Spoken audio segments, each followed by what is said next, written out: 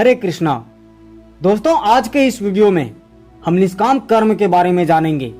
हमें निष्काम कर्म क्यों करने चाहिए तथा इससे हमारे जीवन पर क्या प्रभाव पड़ता है।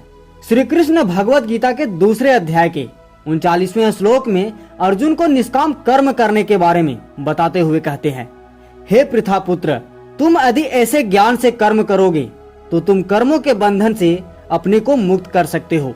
दोस्तों, चलिए सुनते हैं निष्काम कर्म पर आधारित एक छोटी सी कहानी। एक गांव में एक गरीब विधवा रहती थी। उसके पुत्र ने जब पहली बार अपने राजा को देखा तो राजा को देखकर उसने अपनी माँ से पूछा, माँ, क्या मैं कभी राजा से बात कर पाऊंगा? माँ हंसी और चुप रह गई। पर वह लड़का तो निश्चय कर चुका था अपने राजा से मिलने का। उन्हीं दिनों गांव में एक संत आए हुए थे तो युवक ने उनके चरणों में अपनी इच्छा रखी। संत ने कहा, अमुक स्थान पर राजा के महल बन रहा है, तुम वहां चले जाओ और मजदूरी करो, पर ध्यान रखना वेतन न लेना, अर्थात बदले में कुछ मांगना मत, निष्काम रहना। वह लड़का वहां गया और वह मेहनत तो दुगनी करता पर वेतन न लेता। एक दिन राजा निरीक्षण करने आए।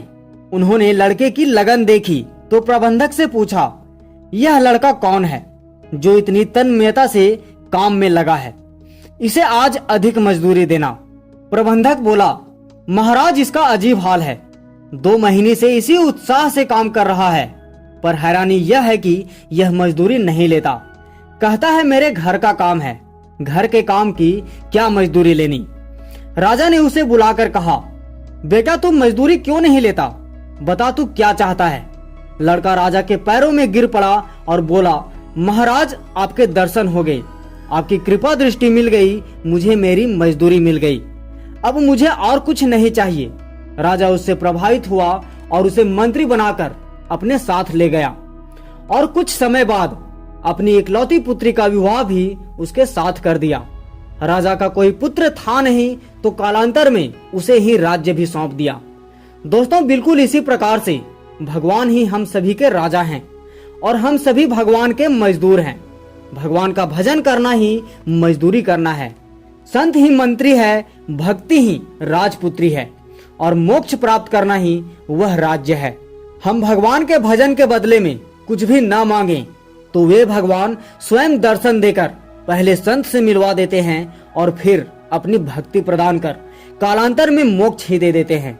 वह लड़का सकाम कर्म करता तो मजदूरी ही पाता, निष्काम कर्म किया तो राजा बन बैठा।